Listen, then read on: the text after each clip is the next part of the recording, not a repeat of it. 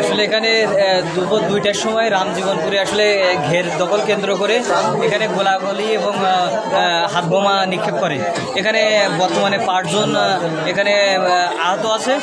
তো এখানে ডাক্তার বলতেছে যে এখানে রাখবে না, সাতক্ষীরা মেডিকেলে তাদের হস্তান্তর করবে। ওই সন্ত্রাসী সাধারণ বাহিনী গুলি চালিয়েছে, গুলি চালিয়ে আমাদের জমি আহত হয়েছে, 4-5 জন আহত হয়েছে, 5 জনকে গুলি চালিয়ে গেছে।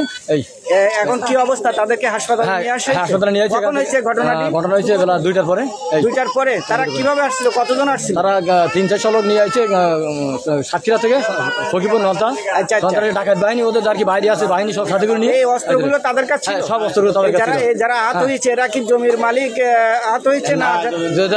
জমির মালিক আছে, তারপর গ্রামবাসী আছে, গ্রামবাসী সবাই আসে, সবাই তারা গুলি চালা, রাস্তাতে বেরিয়ে সবাই গুলি চালাচ্ছে, বেরিয়ে আসে। তারাই প্রকাশ্যে গুলি করে, প্রকাশ্যে গুলি চালা, ওপেন গুলি চালায়। তাদের কাছে 10-12টা অস্ত্র আছে, ওপেন গুলি চালাচ্ছে সারা রাস্তাতে গুলি। আমার নাম রবিউল ইসলাম সবুজ। আচ্ছা, কি বলেন তো? ওখানে আমরা যখন প্রথমে ফার্স্টলি সবাই দুপুর 2:30 বাজে, তো খাওয়া দাওয়া করে মানুষ যখন রেস্টে, ওরা অনেক সংখ্যক লোক দেশি অস্ত্র সহ আসছে। আসার পরে আমি আহত হয়েছি। এটা গৌর সর্দারের ছেলে শাহজাহান সর্দার, ওর গুন্ডা বাহিনী ও থেকে লিড দিয়ে সাতক্ষীরা নলতার ভাড়াটিয়া গুন্ডারা আসছে সখীপুর কালীগঞ্জ থেকে। ওরা এসে ঘর বাড়িগুলো সব ভাঙছে। ভাঙার পরে মানুষ যারা ওখানে গেছিল সবাইকে দখলের যে জায়গা, যাদের জায়গা তারাই দখলে আছে, ওই জায়গাগুলো ভাঙছে। ভাঙার পরে ওরা জাস্ট গ্রামের মধ্যে তো বেরিয়ে যাওয়ার পথে ওরা দেশীয় অস্ত্র সহ সবকিছু নিয়ে ওরা জাস্ট তারা একজন রোগী ক্রিটিক্যাল আছে। তাদের এই গ্রামবাসীর মধ্যে কয়জন গুলিবিদ্ধ হয়েছে? 3-4 জন গুলিবিদ্ধ হয়েছে, 5-6 জন লাগছে, কিন্তু গুরুতর 4 জন গুলিবিদ্ধ হয়েছে। আর যারা আসছিল ওরা কেউ আহত হয়েছে না গ্রামবাসীর? হ্যাঁ, ওরা 2-3 জন আছে, তাদের পুলিশের কাছে সুপর্দ করা হয়েছে।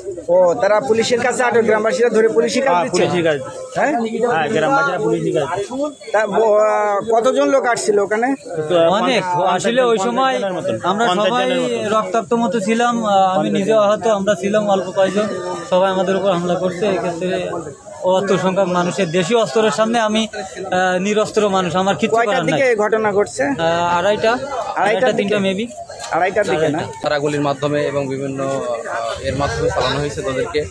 তো দেখে খুবই মর্মান্তিক, এই যে দৃশ্যটা দেখে খুব খারাপ লাগতেছে। বিশেষ করে একটা স্থানে যে হত্যাকাণ্ড বা সন্ত্রাসী কর্মকাণ্ড চালাইছে, এটা আমরা তীব্র নিন্দা প্রতিবাদ জানাই। কি নাম আপনার ভাই?